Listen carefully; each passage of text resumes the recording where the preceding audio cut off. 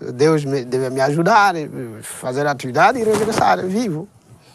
Sim, eu fazia isso. Se Deus quiser, a gente há de sobreviver. Coisa. Este já morreu, mas às vezes a gente escapa e Deus defende a gente, e isto e aquilo e aquilo outro. Era só assim a nossa coisa que a gente dizia, o nosso desafogo. Quem está pedindo Deus para Deus ajudar, que nada me fornece hoje, nem bala que não toca na mim, que não perto de mim. Para Deus ajudar. Está feito hoje, não está pedindo oração, passa adiante.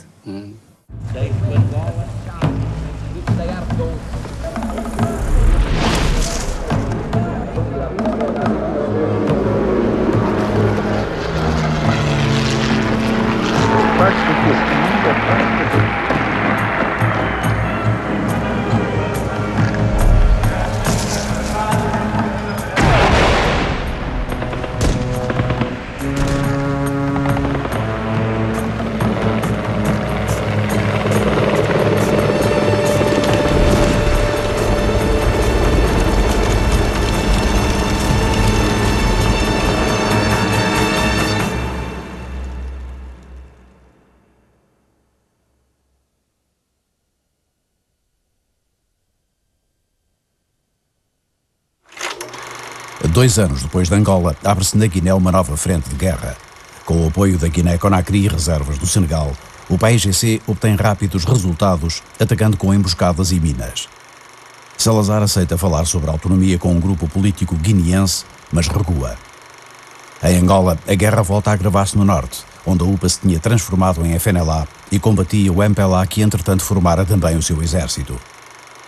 Enquanto as Forças Armadas procuram controlar as fronteiras com o Congo, impedindo as infiltrações da guerrilha, os colonos armam-se e treinam-se em autodefesa.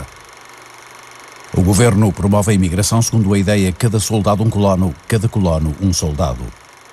As forças militares e militarizadas prestam vassalagem a Salazar e à sua política, entretanto aclamada no Terreiro do Paço, em Lisboa. Entre a multidão, uma americana, casada com Eduardo Mondlane, que um ano depois lançaria a guerra em Moçambique. The more people they torture, the more ruthlessness they demonstrate in the way they treat populations, the weaker the moral position of Portugal becomes, and the more populations will join our liberation struggle against them.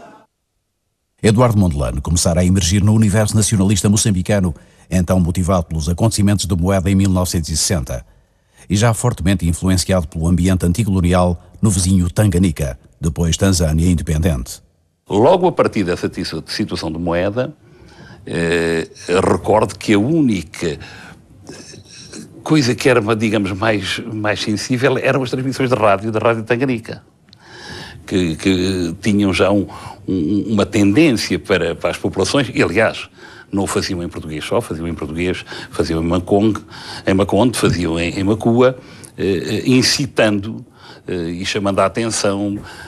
Portanto, é natural que já se fosse criando um determinado ambiente, embora factos de guerra, não. Esta onda que começa a ter ideias políticas, quer ouvindo o noticiário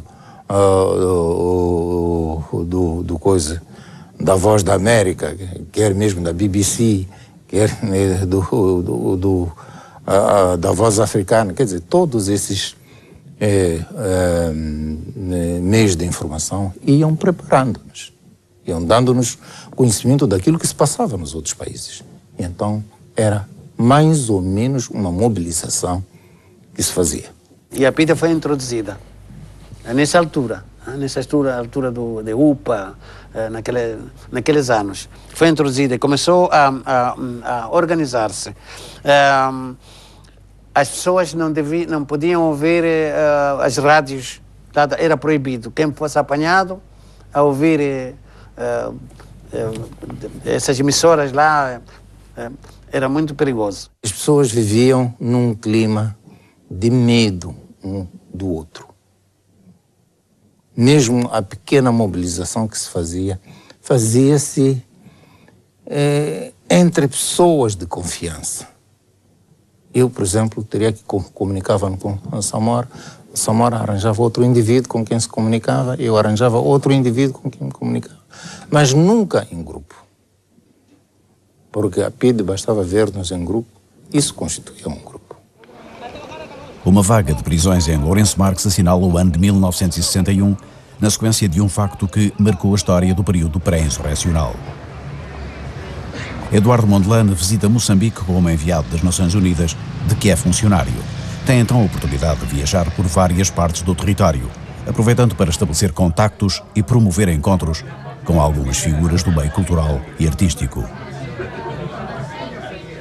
Desta viagem resultam conversas clandestinas e manifestações públicas, através das quais Mondlane deixa mensagens mais ou menos explícitas. Eu lembro-me de uma provocação grande que ele fez numa igreja, a igreja do Xamanculo, onde havia muita gente. Foi contar a história de uma águia, de um criador que tinha criado a águia muito pequena, a águia cresceu. Mas a águia é águia, e quando chegou a vez, eu via sempre as outras águias a cantar lá fora. E não deixava de responder, demonstrando que ele é águia. E quando chegou a vez, as águias do Dr. Gray voaram.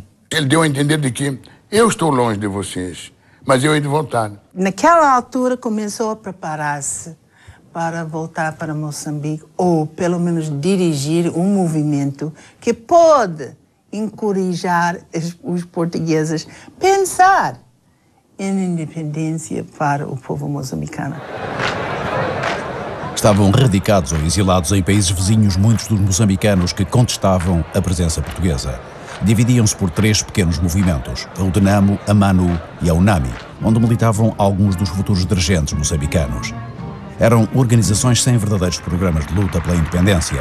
Em parte criados ou apoiados na Tanzânia, a sua fusão numa só força viria a ser promovida por Nyerere, o presidente deste país.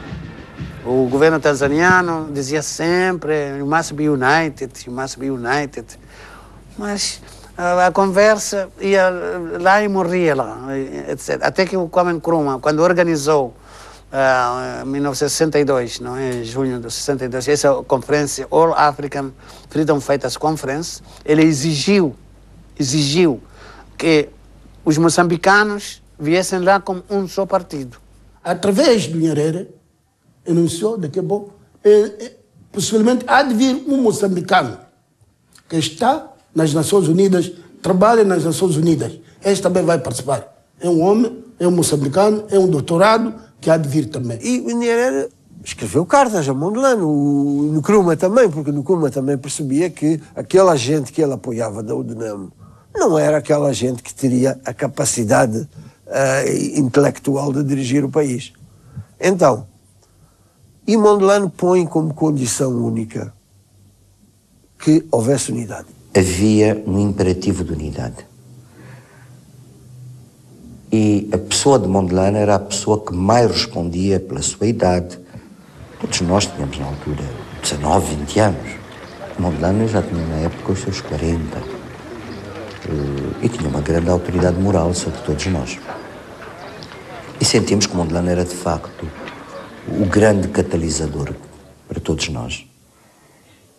E fundamentalmente, naquele momento, a ideia inicial era unirmos-nos. E tinha que se formar uma coisa qualquer para dizer aos ganeses, olha, já somos unidos. Então criou-se a Frelimo. Quer dizer, pronto, criamos a Frelimo. Eu também sou um deles nesse aspecto, na primeira fase, só para ver o nome qual é. O Gamba trouxe lá uma lista, né, de nomes e nós escolhemos aquele que soava bem, Frente de Libertação de Moçambique, e ficou. Deram uma conferência de imprensa assim, à pressa, a dizer já foi criada a Frente de Libertação de Moçambique, só para aquilo aparecer na rádio e um Nkrumah lá ouvir, a dizer, de fato existe. Não existia. Existia só para aquele efeito daquela conferência.